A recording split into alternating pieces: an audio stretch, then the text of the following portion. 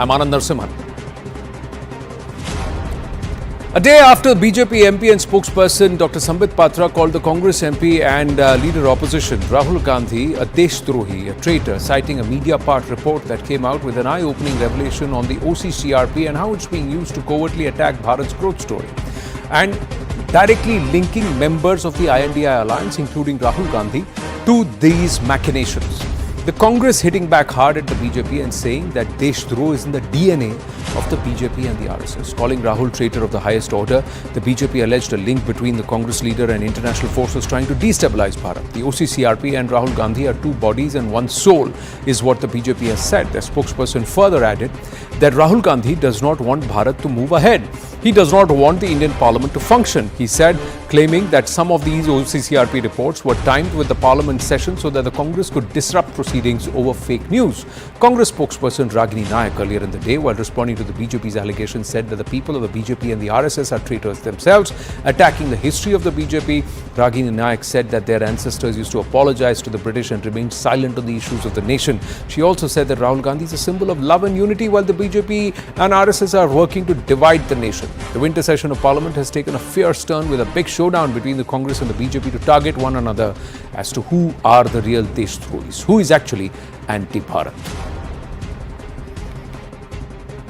और ये जो त्रिकोण है, इसमें एक तरफ अमेरिका में बैठे जॉर्ज सोरोस उनकी फाउंडेशन है, कुछ अमेरिका की एजेंसीज भी हैं। त्रिकोण के एक बहुत बड़ी न्यूज पोर्टल है जिसका नाम OCCRP। त्रिकोण के जो आखिरी कोने में जो सबसे महत्वपूर्ण कोना जो हिंदुस्तान से संबंध रखता है, उस कोने में राहुल गांधी है, traitor of the highest order. संवैधानिक अधिकारों का लगातार क्षरण आप कर रहे हैं, तो आपके पुरखों ने जो किया वो आप भी आगे बढ़ा रहे हैं। और इन्हीं के पुरखे जो संघी थे, उन्होंने अपने दफ्तर में 52 साल तक तिरंगा नहीं फहराया, इतना अपमान किया तिरंगे का। तो ये नस्ल ही देशद्रोहियों की नस्ल है, जिनके डीएनए में ही देशद्रोह हो, वो दूसरों को क्या आरोप लगाएंगे। Tuhin Sinha, national spokesperson of the BJP with us, Arun Anand, columnist, and Kamru Chaudhary, political analyst, leans away from the ruling disposition. Let's say that. Let's go straight across to our guests and ask them, who is actually anti-Bharat? Tuhin Sinha, the machinations of the deep state somewhere else, an OCCRP report, and the BJP now claims that Rahul Gandhi is the Deshdrohi. Why? Well, namaste Anand, namaste everybody. Today there are incriminating indicators that suggest that Rahul Gandhi may have been acting at the behest of certain foreign powers. You know, it's the same Rahul Gandhi. When a Hindenburg report comes out, he holds the Prime Minister accountable, where the Prime Minister is not even remotely mentioned anywhere in the Hindenburg report. Now when Mediapart specifically mentions that three entities, Rahul Gandhi, OCCRP and George Soros have been working to destabilize the country, destabilize India, why should Rahul Gandhi not be answerable? Why should he continue with this perverse sense of entitlement where he believes that he can shrug off these allegations? And there are multiple indicators, like I have mentioned, you know, whether it is starting November 2020, when Financial Times first brought out a report titled Modi's Rockefeller Gautam Adani, after which Congress picked up specific instances of demonizing Adani, which is fine by us. We are not here to defend Adani. But why should they drag the Prime Minister at every given opportunity? And of all the instances there are known, there are a couple of instances which may have escaped scrutiny, and I will point out two specific instances to you on the show. You know, in September 2023, just a day before the India-Middle East European corridor was announced at the G20 finale in Delhi, Rahul Gandhi was in Brussels and he was singing, he was heaping praises at China for its Belt and Road Initiative, and he would say that India does not have an alternative. A day prior to that, he is supposed to have met, and there are pictures, he's supposed to have met Fabio Massimo Castaldo, an extreme left-wing Italian MP who is allegedly a plant of the ISI in Europe.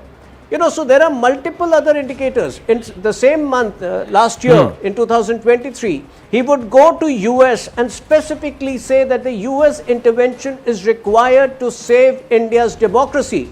And again, he would meet all kinds of shady people. The timing of his meeting with Ilhan Omar at a time when we were insisting that Rahul Gandhi should specify his position on Article 335A and 37, Article 370, right when the Kashmir elections were taking place. His meeting with Jeremy Corbyn immediately after the abrogation of Article 370. All of these point that perhaps he could be a puppet at the hands of certain foreign players whose only agenda is to destabilize Modi's Bharat. Kamru Chaudhary? Anand, is laughable the arguments that are coming from the BJP side. Why is a person who has lost his grandmother, his own father to the terrorist, is being called a Deshdroh today, a traitor. It is absolutely ridiculous to even think on that lines. A person who is the leader of the opposition, the largest political party other than the BJP in India, and you call him a traitor. You can't be having a lower life than this. Because the simple reason is that whenever any indictment anywhere, we have been raising questions on the crony capitalism and the Modi and the Adani partnership in India, how monopolistic businesses are being preferred by Modi's regime. Every time an indictment is coming out, let's say in Financial Times, the Guardian, or the media part, or let's say in the Department of Justice against Modi, the entire cabal of these people, the right-wing ecosystem in the country, led by the BJP, jump to defend Adani. And how do they jump? In their hate for Rahul Gandhi, they will bring out all concocted stories that Rahul Gandhi is responsible for that. He is meeting George Soros, he is meeting this person, he is having an agreement with the Chinese Communist Party. But they will not tell you that the same JP Nadda, the same Nitin Gadkari ji led a team of BJP delegation went to train their cadres in China's Communist Party in 2008, 2011, 2016. A number of you just Google it out, it is there in your part. Now the question is, one day before the Maharashtra election, you had an AI generated Bitcoin scam coming out. All the news headlines were going robust about it. And what happened? The ED interfered, filed an FIR, investigation is going on. Now, after so much of it, let's say Hindenburg is motivated short seller, let's forget it. Now, do you think that Department of Justice of the United States government is motivated against Adani? Is it bringing out a primary charges just for the sake of his domestic politics? I doubt it. But the point here is that why is the ED, CBI, the other investigation agencies not activated? Why is the government hell-bent on preventing a JPC on the Adani scam? Why is the JPC being prevented from hearing Madhavi Buch out here, the SEBI leader, SEBI chief out here? This raises serious question as a principal opposition party in the country to ask of the government, what are you doing against Adani? He has created a monopolistic business. Why are we not raising such questions against Tata, Birla or other industrialists out here? We are against crony capitalism, against creation of monopolistic. Now the entire cabal of the BJP ecosystem will come out in defense of Adani and say that Rahul Gandhi is hell-bent on destroying the country. On OCCRP, Anand, let me tell you, OCCRP is funded by Soros Foundation, it is funded by the US government, even United Nations Democratic Fund is also funding OCCRP. Now India is also funding the United Nations Democratic Fund. So do you think that Narendra Modi is funding the OCCRP? How illogical and baseless arguments these people come on television and make, I can't understand. But having said that, you cannot have a suitable democratic debate in this country unless the opposition's voices are being heard by the government. And I request Tuhin Sinha, is nothing late. You can win election by polarization, but don't destroy the country. Don't sell out the country like we have sold out to the East India Company. Don't make Adani another East India Company in this country. My request only to the BJP, because you may come in power today, tomorrow we will be coming in power, but India is Mahan. Mera Bharat Mahan hai, and we should stick to that. Correct. But the point is some flaws in your argument, Kamru Chaudhary ji, but before I get into all of those issues that you have tried to raise, let me ask you, all right, Tuhin Sinha respond, then I'll take the, otherwise you will not get a chance and Arun Anand has not spoken. Yeah, please rebut. you know, they are free to demonize, denigrate Adani as much as they want. Probably he's not given them chanda the amount they want. That's their problem. My only concern disclosure is that coming. they, Now don't heckle. on what basis? On what basis? My only point is that on what basis do they drag in the Prime Minister? On what basis do they call Prime Minister an agent of Adani? That is something I take serious offense to. You know, Anand, again I am giving you two examples. In February 2023, Air India struck its biggest deal in aviation history with Boeing, you know, for the purchase of over 100 aircrafts. And in fact, Joe Biden had said that this is going to generate 1 million jobs in the US. That was, of course, preceded by a meeting between Prime Minister Modi and Joe Biden. Do we call Prime Minister Modi? Would they call him an agent of Tata's? You know, in the last 10 years, companies like HAL and BEL, their order books have grown by over 50 times. They are the leading defense manufacturers in the world. Do they call Prime Minister Modi an agent of HAL and BEL? Prime Minister has made it very clear he is pro-business and pro-poor is something we can be at the same time. This is Congress's basic problem. They are anti-business, they are anti-wealth creators. They are anti-wealth creators. Interestingly, you said Hindenburg, let him discount Hindenburg, they may be short sellers, they may be questionable. But the entire session of parliament was disrupted and derailed based on this entire Hindenburg issue itself. And also stocks of one of the biggest wealth creators of Bharat across the world. See, Adani is not creating wealth only in this country. This is an Indian conglomerate which is creating wealth across the world. And when its stocks fall, people who have invested, shareholders, investors, their lives, their livelihoods, everything is turned around. More importantly, Bharat's image also takes a dent. And there are multiple repercussions of this. And it hurts Bharat economically. Now, are there interests, vested interests who want this to happen? And are there those who believe that we cannot see Bharat shining under the leadership of Narendra Das Modi or any entity or anybody who does not embrace our political vision and ideology and does not toe our line? Arun Anand, is that the core of this entire issue? I think, Anand, I'll answer this question also, but you have to look at it, this whole episode in a larger perspective. See, what has happened that the Western deep state, especially the US deep state, so they have weaponized the media and they have used it repeatedly, especially over the last 10 years, because to challenge India emerging as a big story or to challenge the India story. And the targeting of Adani or the other wealth creators is a part of that. So you have, and unfortunately, certain political parties, they become tool in the hands of the US deep state. We have seen what US deep state has done in Bangladesh recently, hurting the Indian interest. Having said that, see, there is another issue that in the current session of the parliament also.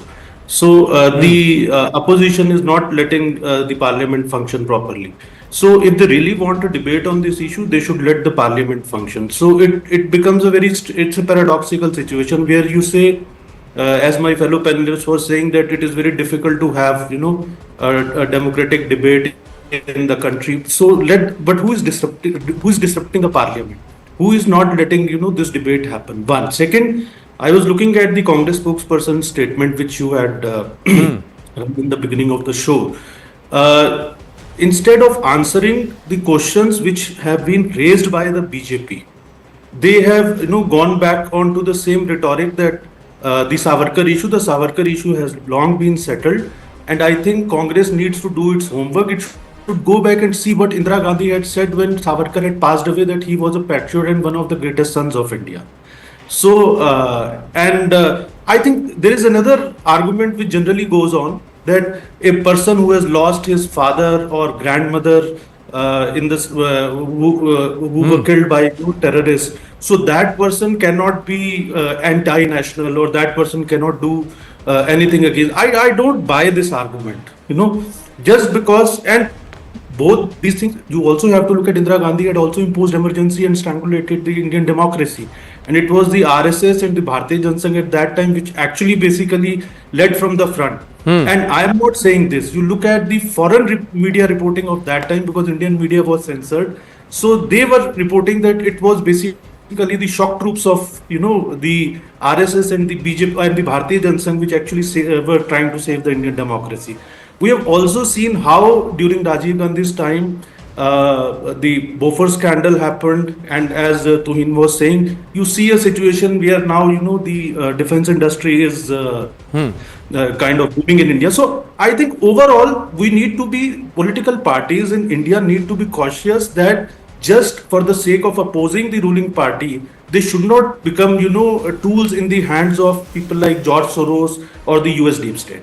Tree, the questions also merit Kamru Chaudhary because, like Tuhin Sinha pointed out, who did Rahul Gandhi choose to meet when he was in the US of A? He met someone who is an India baiter, someone who has gone on to Pak-occupied Kashmir deliberately, someone who has pursued an agenda against Bharat and its story that all of Jammu and Kashmir is a sovereign territory of Bharat. Now, do you deny that? Then, did Mr. Rahul Gandhi raise that issue and underline that when he sat there and had a cup of tea with Ilhan Omar? Now, that's the question. The other thing, RP report or the latest one on Adani, the whatever allegations that were going to be published happened at 3:19 a.m. The entire ecosystem, so-called ecosystem labelled by the BJP, was awake 3:19 a.m. IST, and by 3:25 a.m. everybody had spoken about it and tweeted, and a lot of their positions actually mirrored each other. So if there is an allegation that is being made that somebody else is dictating or designing the toolkit and others are implementing it here closer home, then that's also been shown with proof. Okay, Anand, I didn't know that people, their own bedroom timings need to be decided by a public debate. It's my right, my freedom of choice. I sleep at 4 o'clock in the morning, or I sleep at 10 o'clock. It is so true. It's a childish argument, Anand. I'm very sorry, It is but true. You have. But there is something called QED, sir, Quod Erat Demonstrandum, that if somebody is waking up burning the midnight oil only on that specific day, just hours before Parliament is supposed to get underway on the cusp of things, and there should be no meaning that should be drawn at all. Okay, sir. Yeah, absolutely. Yeah, okay, leaving that aside, now you tell me one thing, when Rahul Gandhi meets somebody when he is abroad, and somehow or the other that particular person happens to be critical of the Narendra Modi government out here, does that mean, now wait. Ilhan Omar has praised India also, she is critical of the Indian Narendra Modi establishment also, that's another debate. You have got Bob Blackman of the UK. No, sir. Sorry. No, if you compare Ilhan Omar, then let me bring in No, please. I'm not talking about someone who is critical of Prime Minister Narendra Modi, sir. This is a Bharat position that I'm taking. Bharat stated position. The Congress and the Parliament stated position on Jammu and Kashmir. The Parliament has passed this resolution twice, and both these times, thrice actually, out of these two times, these resolutions were passed when the Congress-led governments were in place, and that Jammu and Kashmir is an integral part of India, and Pakistan is sitting and occupying Kashmir positions of Kashmir. And it's the same person who Mr. Rahul Gandhi, not just as an MP, sir, as leader opposition goes and meets. That's why this question has been asked. Rahul, don't be judgmental and conclusive at the outset of a photograph. No. What I'm trying to say, sir, did the Congress party issue a statement that the leader opposition, Mr. Rahul Gandhi, clearly outlined and impressed upon Ms. Ilhan Omar that the issue of Jammu and Kashmir is resolved permanently and it is an integral part of Bharat? That was the statement. Now you see, did Ilhan Omar or did my leader Rahul Gandhi meet Ilhan Omar personally? It was a part of delegation of congressmen who came in to meet Rahul Gandhi. And in that part, you cannot be selective that who comes in and who comes in as a part of the delegation. This is okay. So it's are you convinced of your own argument, Mr. Kamru Chaudhary? I leave that for the viewers to decide. Yes, Tuhin Sinha. Well, Anand, I have a the question being asked is, who's the BJP to talk about Deshbhakti? The BJP never contributed positively towards nation building. I have a newspaper report from October 19th, 1983, where Indira Gandhi is talking about a foreign hand interfering in the country and trying to destabilize India and the neighborhood. So let me be very clear about this, that we have never we have never raised questions on Indira Gandhi and Rahul Gandhi. In fact, Indira Gandhi, for all her dictatorial ways, always took a pro-India stand when it came to foreign powers. But look at how time comes a full circle. 41 years later, 41 years after she made that statement that foreign powers could be interfering to destabilize India, today you have a Bangladeshi journalist, and I don't know whether the allegations are substantiated, Sohaib Salahuddin, who says that Rahul Gandhi met the son of Khalida Zia 1 month in July 2024, 1 month before civil strife broke out in Bangladesh. So this is how time comes a full circle for Congress party. And I feel sorry for the average Congress workers who are not aware of the kind of machinations, of the kind of chicanery which people at the top are indulging in. Now, are they? And which people like Chaudhary are defending on your show. In fact, are they not? Ghulam Nabi Azad, my Sambhal submission to the government of the day, protecting the integrity of the nation, to try and ensure that there is nobody who tries to destabilize the country from within or from without, is a job of the government of the day. And yes, there will be political debates and narratives set, but what is the narrative that we are setting and the government of the day is setting internationally and globally for Bharat? That's also something that needs introspection and perhaps thorough revision. Thank you. Thank you to all our panelists. We're going to take a very short break. When we come back, there is a huge clampdown that's happened by the Jammu and Kashmir administration. 409 illegals. Illegal supply of basic facilities has been stopped to these 409 families of Rohingyas in Jammu. The order issued by the Revenue Department of Jammu and Kashmir. Stay with us.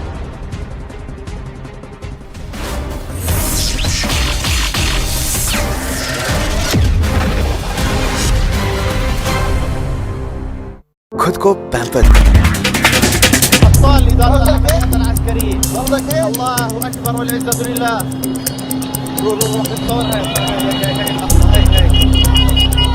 حق الإشتاق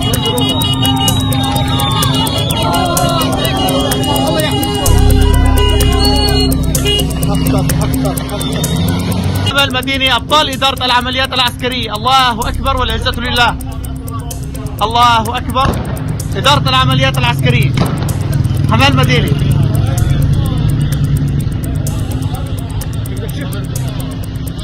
الله أكبر. إيش الوضع يا أبو هريرة؟ وين نحن بوسط حماة. الله أكبر والعزة لله. الطاب. بسم الله الرحمن الرحيم. أبشركم إخواني أن إخوانكم المجاهدون الثوار قد بدأوا بالدخول إلى مدينة حماة لتطهير ذاك الجرح الذي استمر في سوريا لمدة 40 عاما. أسأل الله عز وجل أن يكون فتحا لا ثأر فيه، بل فتحا كله رحمة ومودة، والحمد لله رب العالمين. الله استعمل الله.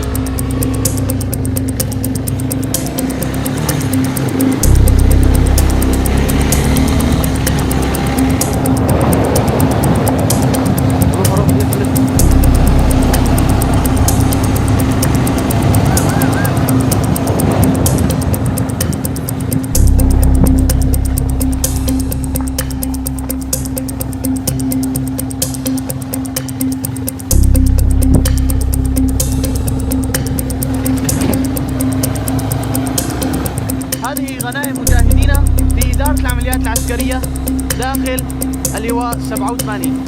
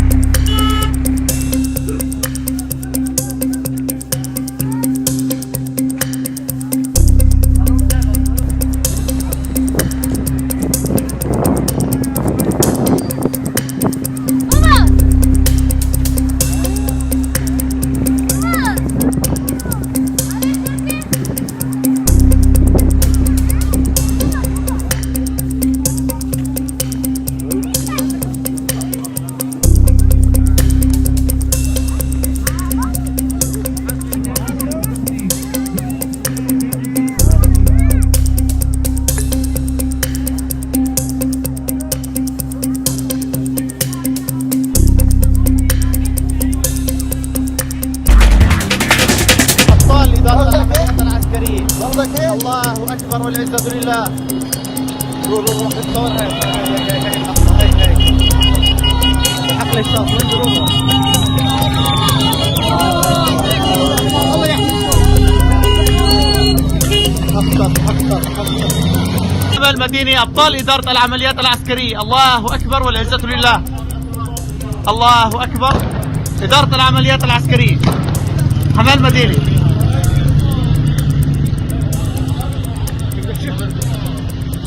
الله أكبر. إيش الوضع يا أبو هريرة؟ وين نحن؟ نحن بوسط حماة.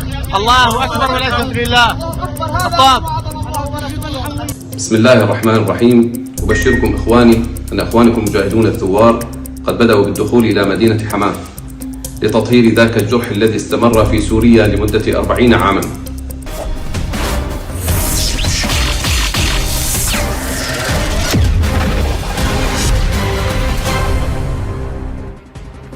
The Jammu and Kashmir administration has issued the first order of clampdown on Rohingyas. The J&K administration has decided to cut off water and electricity supply of 409 Rohingya families in Jammu. The order has been issued by the Revenue Department of Jammu and Kashmir. 7 locations where Rohingyas reside has been identified by the J&K administration. 2 locations in Sundwan, 5 in Narwal Bala, identified by the J&K administration, and this was done last week. The J&K police have booked 5 landlords for knowingly or unknowingly renting out property to persons from the Rohingya community. Separate FIRs have been registered against them under Section 223, that is the failure to comply with order issued by public servant of the BNS. The cases against 2 of them were filed in the Nawabad police station and against 3 others in the Bahu Fort police station. Cops have said that the Rohingya persons that the landlords had rented property to were undocumented and pose a potential security threat. Nearly 275 Rohingyas remain lodged in the Hiranagar sub-jail in Kathua district since March 2021. The Hiranagar sub-jail was notified as a holding centre on the 5th of March 2021 for lodging illegal immigrants as defined under Section 2B of the Citizenship Act. The tenants verification drive once again brought Rohingyas into the spotlight. On the 6th of March 2021, on instructions of the Union Home Ministry, the Jammu and Kashmir UT administration had started a verification drive of Rohingyas and sent 271 to the Hiranagar holding centre. And now it's 409 families. Those numbers are only growing. Where are they coming from? How are they settling in there? It's a serious concern. Will other state administrations also follow Jammu and Kashmir? We'll have to keep a close watch on that. Short break. When we come back, it's the Places of Worship Act 1991 that is yet again the subject matter of scrutiny and debate. Will they allow the law of the land and the courts of the country to decide this matter, or once again will one of these sides take to the streets? Stay with us.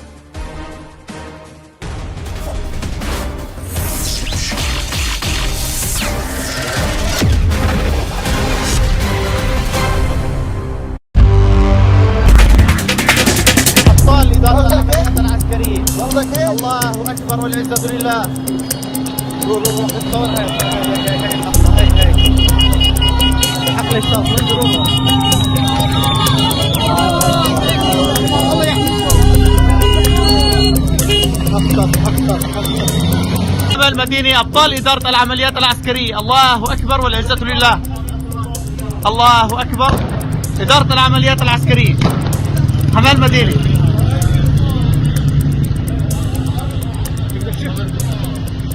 الله أكبر. إيش الوضع يا أبو هريرة؟ وين نحن؟ نحن بوسط حماة. الله أكبر والعزة لله. الطاب. بسم الله الرحمن الرحيم. أبشركم إخواني أن إخوانكم المجاهدون الثوار قد بدأوا بالدخول إلى مدينة حماة لتطهير ذاك الجرح الذي استمر في سوريا لمدة 40 عاما. أسأل الله عز وجل أن يكون فتحا لا ثأر فيه، بل فتحا كله رحمة ومودة، والحمد لله رب العالمين. الله استعمل الله.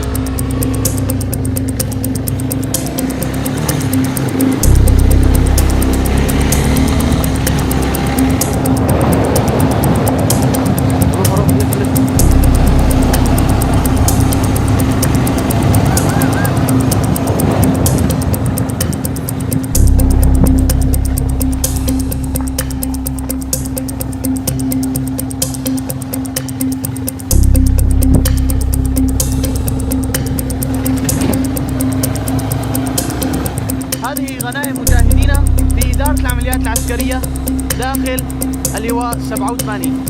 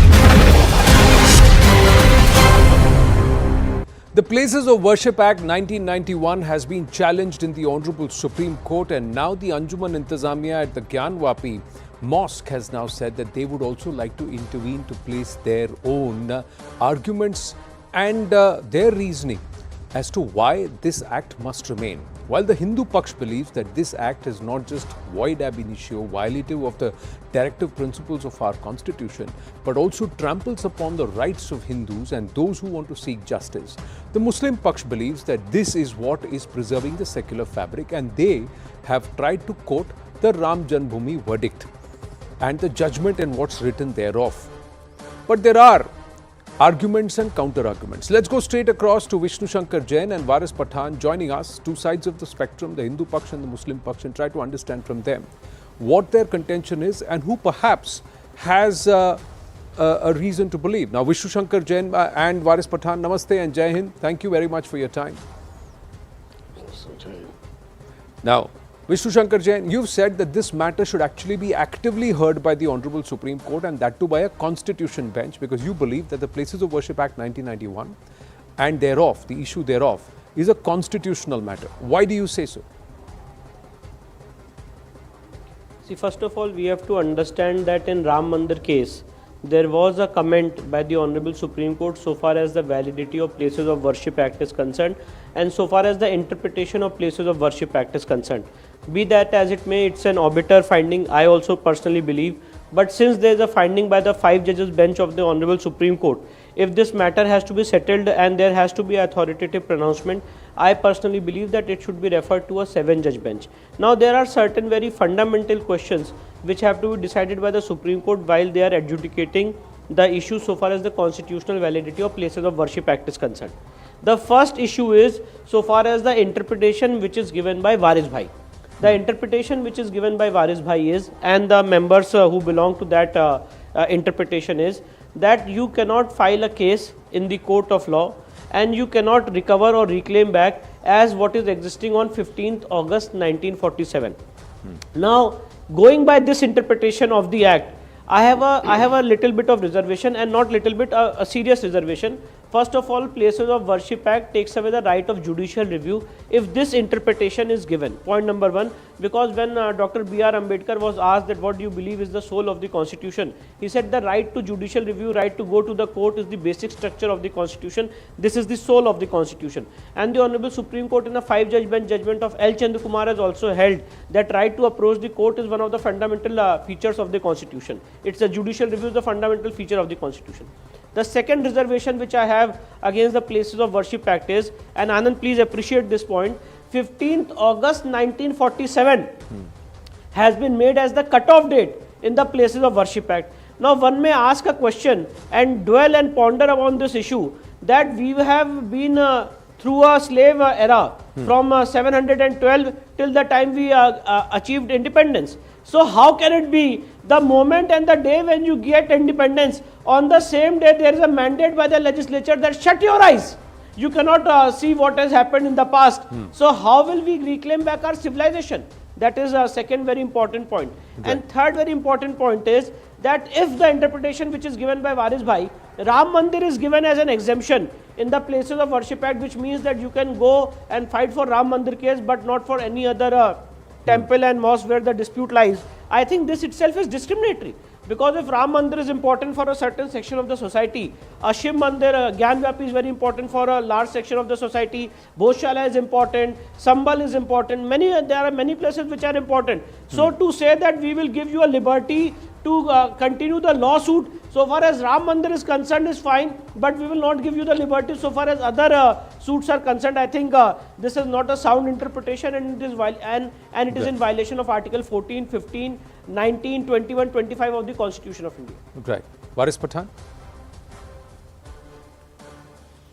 Well, Anand, first and foremost, let me remind you, today is 6 December and we will never forget 6 December 1992, which is called the Black Day in the democracy of our country, where our Babri Masjid was martyred through a conspiracy. We will never forget that. We have already lost our one mosque, and we will never allow them to take away any other mosque. We will fight as per, living in the constitution as per the court of law. We will fight tooth and nail. Now, when the Babri issue was taking place, what was the intention of getting the places of worship in 1991? That will have to be considered at this stage. The main intention of to bring the places of worship act was to see and to ensure that there is no communal disturbances take place in our country. We cannot take back the country to the Babri era.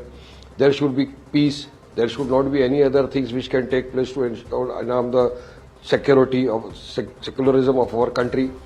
The intention of Places of Worship Act was very clear that all the monuments, all religious structures, places of worship, standing as on 15 August 1947, you cannot change the nature and character of that place.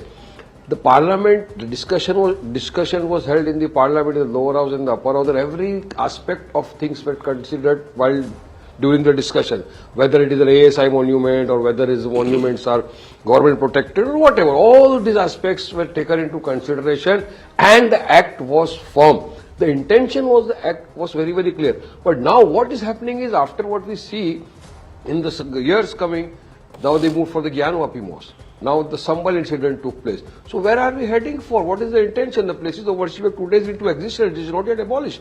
So what I would like to say is that the Hindu side is trying to see to it that they want to dig up all the mosques in the country to find out whether there is a mandir or not. So the places of worship have become redundant in that way. But the intention was that there. Now allow me. Earlier Gyanvapi mosque, they did the survey. What happened? The Wazu Khana is now sealed. Now in Sambhal incident, which is very important, we have to take into consideration the issue is, on 1911 at 4 p.m. a committee goes there with the ASI people. They knew very well that they will be getting the order in their favor. They get the order at 4 p.m. 45 kilometers away from that court, the masjid is situated. They go there where everybody is ready with dhol, baja, barat, everything is ready. They go there, they hold a survey, and at 9:30, from 6:30 to 9:30, they held the survey. They come out and this survey ho gaya. Now after that, what made them go for another survey on the 24/11? Who directed them to go for another survey on 24/11? When the first survey was peacefully done. Now what happened on that day? It is very important to know, Anand. They went there in the morning 7 and people started gathering. There were chants, Jai Shri Ram, chants were going on, and they could see that some water is flowing. A UN cry erupted, people came, and the masjid committee lawyer before the media came and said that he heard the police officer saying that now we'll have to open fire.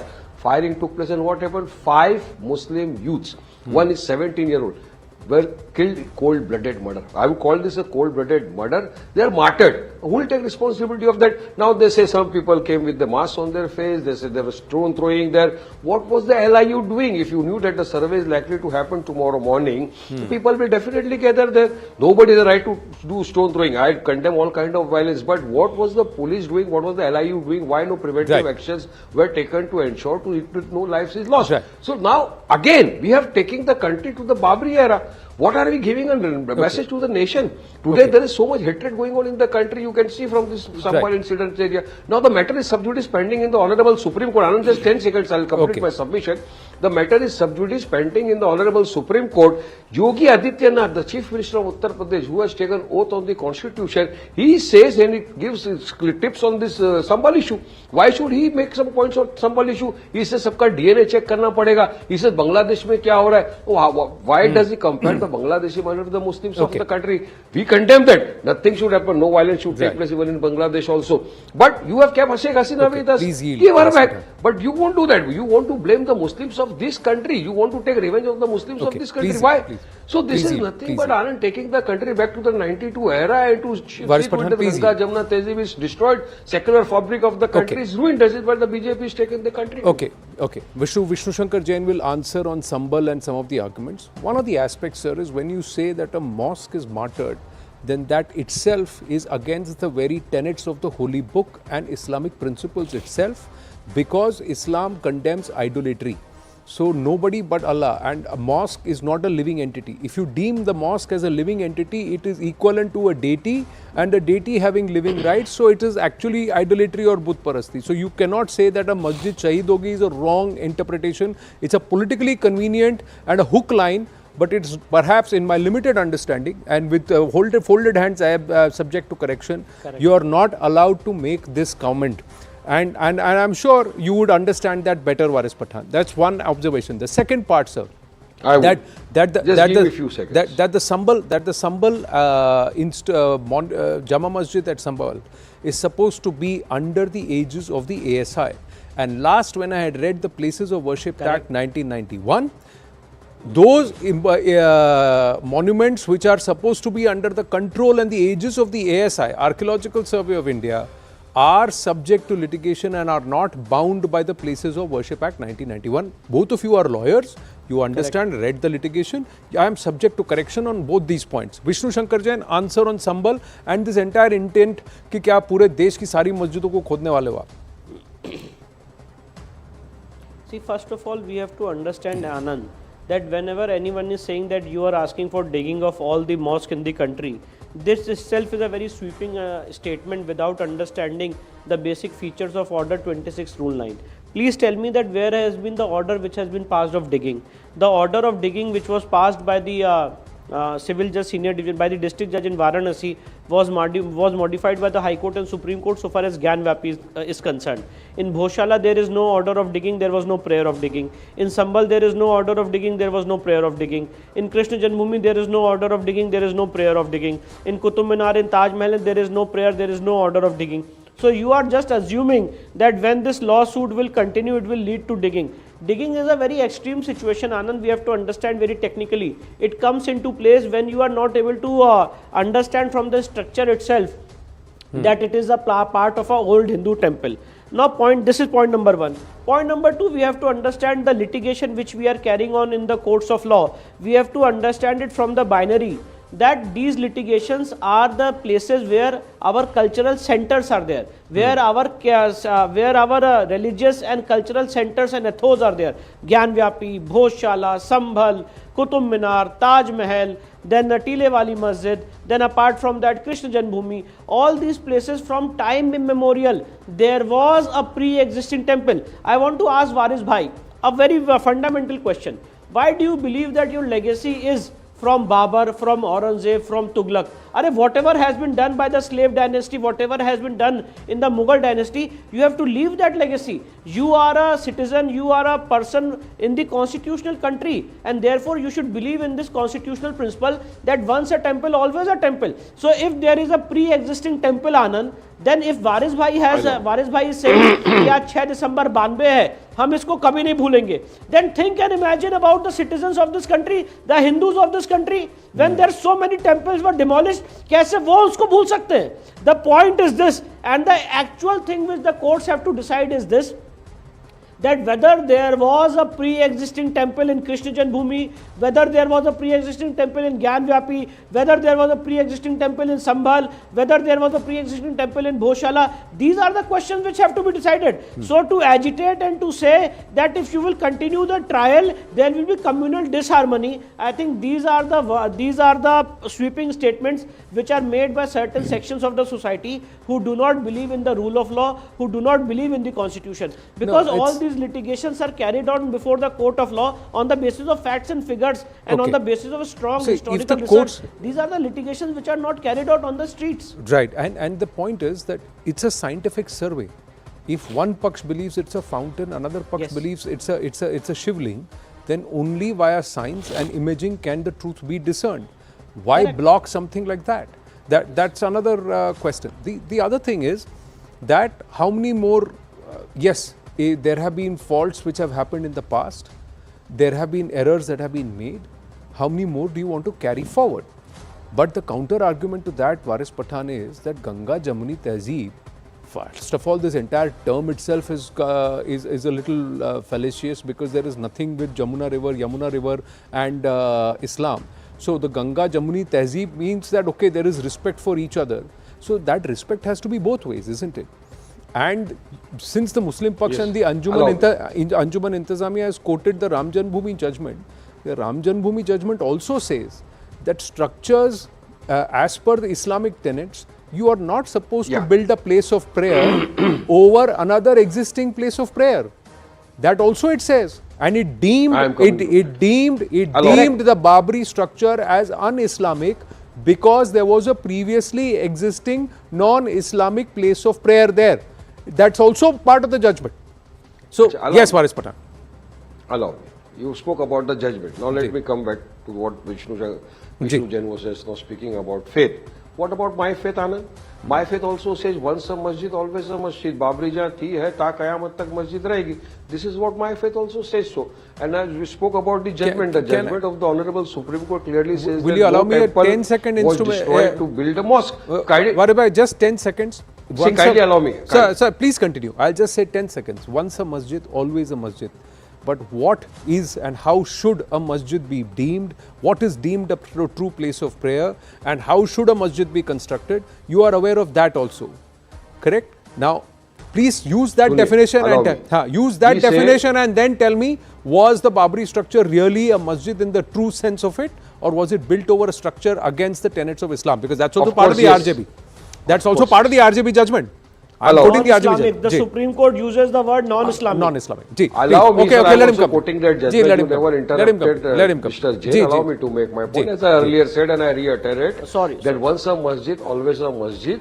Babri thi hai, Babri ta. Okay, there's some echo that's happening. We will correct it. Yeah, please go ahead. This Honorable Supreme Court has said so. The Honorable Supreme Court in the judgment has clearly said that there is no evidence to show that the temple was destroyed to build a mosque. That also is to be taken into consideration. The judgment was given on the basis of faith, and we also said that the Supreme Court is supreme but not infallible, which is stated by Justice J.S. Verma, the Honorable Chief Justice of the Honorable Supreme Court. He also said that. So you cannot follow the faith. The country will run on the rule of law, not on the basis of faith. Now coming back to your point of Vishnu, that why should we not go and dug? Why should we not know the character of that place? Why we are in? Why should you want? What is your intention to go there and have a survey? Why you want to have a survey? Why you want to know the nature or character of a place? Because you have malafide intention. Your intentions are to see to it that you dug up all the mosques in the country and to see to it you want to prove that they were all temples, which is never going to happen, sir. The places of worship, that is why time and again we are saying that the places of worship in 1991 was followed for the intention to ensure that such kind of things don't happen. Then what is why did the Places of Worship Act was done? But the Places of Worship, and BJP was part of it when the arguments was going on in the Rajya Sabha or the Lok Sabha. BJP was a part of it. They took correct. But Varis Pathanji, all the sides, the Places of Worship Act came into existence. How can you go on now just having a survey? If what you believe the Hindu Honorable Supreme Court last time said. Varis Pathanji, if the Hindu Paksh, if you believe, is making the wrong argument, then as per that, then the Muslim Paksh should also not be under forceful possession of the Sambhal mosque. It should be under the control of the ASI, because it's an ASI monument. Why is the ASI not in control of the Sambhal mosque? 500 years we have been praying there. No. It's supposed to be under the aegis of the ASI. It's not. Why is it not under the aegis of the ASI? Prayers will be taken. There only namaz being offered there in the mosque. Secondly, only namaz was offered there in the mosque. No. Namaz is prayer, sir. Only namaz is prayer. The point is the control has to. The control of the Sambhal Jama Masjid has to be under the ASI. It has not been allowed. Why? Isn't the Muslim Paksh also violative of the constitutional tenets and the rule of law? Was filed with, no. It is supposed to be the petition itself. No, the petition for the right of the petition itself says the petition says that the ASI has not been. The ASI has not been allowed. The affidavit has been filed, Varis bhai. The affidavit. Okay. Now Vishnu Jain also. Yes, the right. No, the other thing, sir. The other thing, sir. No, the other thing, sir. The other thing, sir. Sir, the other thing. What was a temple? Its entire structure was demolished and turned away, and there has been a Hindu Paksh that's quietly waiting for the rule of law to decide the judgment. But when the same question of patience comes from the Muslim Paksh, there are stone sticks and there is anarchy and threat of communal rioting. Now, where is the Ganga Jamuni Tehzeeb there, sir? Who said so? Just now you said. So? Just now you said. So? The Anjuman Intizamiya has said the same thing, that there will be communal disharmony. The Samajwadi Party leader said that there will be communal disharmony. That if you pursue this case in court, What are you doing? Is this not fear mongering and threatening? That if you allow this case to continue, when you are caught red-handed talking lies, you are caught allow me to make your point. Allow me to make my point, Anand. Allow me. Just 10 seconds and nothing will happen on that.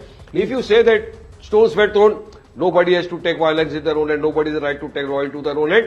What was the LIU doing? When they knew tomorrow surveys will to take place, people will be gathered. They say mask pehn ke log aaye. Who are those people? You raise a law and order question, sir. You raise a question on the UP police. Please do it. Directly. No. The law and order. No.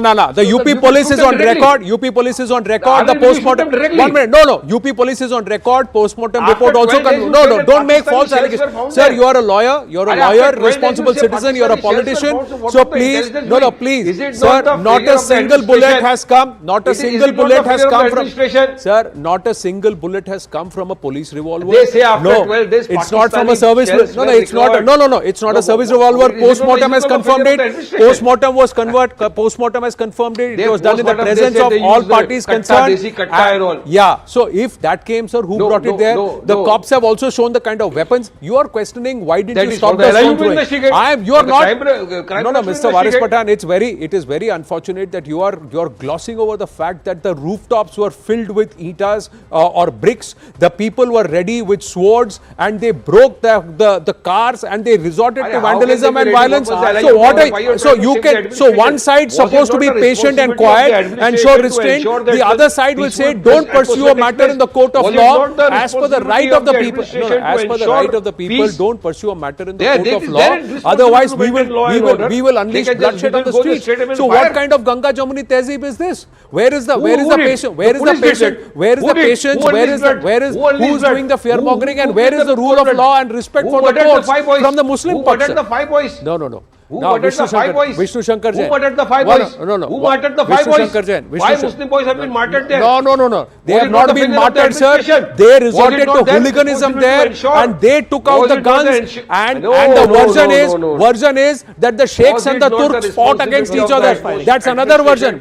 The Sheikhs and the Turks fought against each other. One representing the MP, one representing the MLA, and trying to see who has more control and who has got this one. So these are no. Point is, if you're unwilling to listen to the facts as per stated, as per stated by the FIR, the point is that's the case. As are the other part, sir.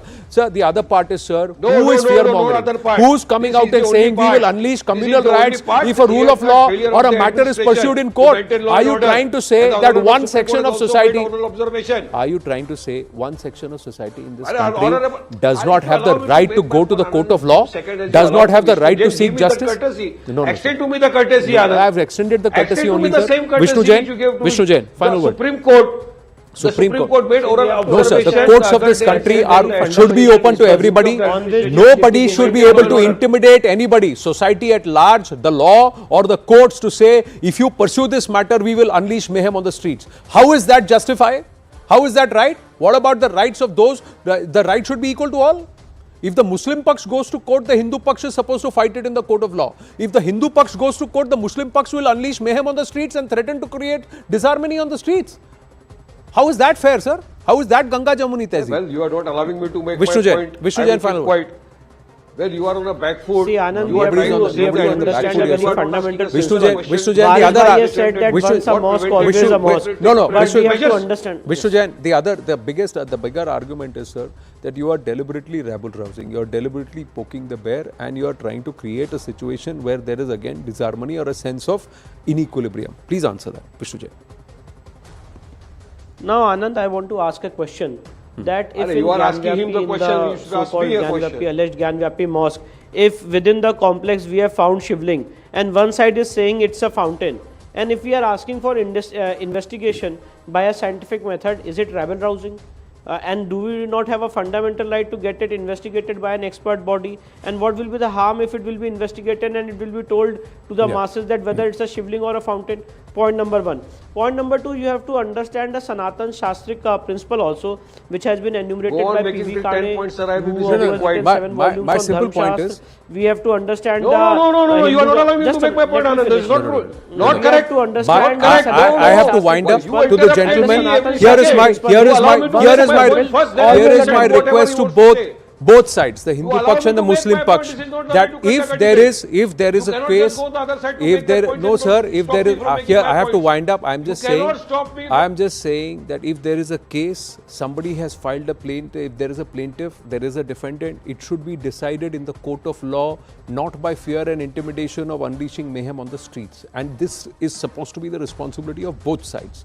I'm going to wind up on that note. Thank you, Vishnu Shankar Jain and Varis Pathan.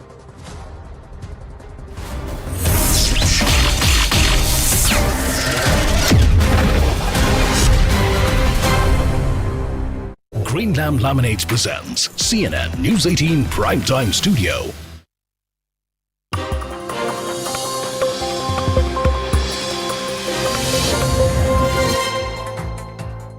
Good evening, this is Brass Tacks. We're coming to you live from the CNN News 18 Primetime Studio presented by Greenlam Laminates. I'm Zaka Jacob. It's been yet another day of Parliament washout as the government and the opposition, especially the Congress party, face off on the issue of Adani crony capitalism versus George Soros-funded OCCRP backing what the BJP alleges is the Congress's anti-India agenda. It is like each side, whether it's the Treasury benches, that's the ruling party, or the opposition benches, the opposition parties, they seem to have found their own convenient issues to beat the other side with. Now, what's happening in the process is that neither side is answering the very grave allegations that have been leveled against it by the other. So in the sound and fury of all the debates that are happening inside and outside of Parliament, there's crony capitalism on the one side, there's foreign interference on the other. Parliament is being held hostage. The Indian taxpayer, you and me, we fund Parliament, and the Indian taxpayer by virtue is being held hostage. So the big question then is, who should be held accountable for this colossal waste of taxpayer money? इस project को foreign governments की funding है और उसका focus India के ऊपर भी है।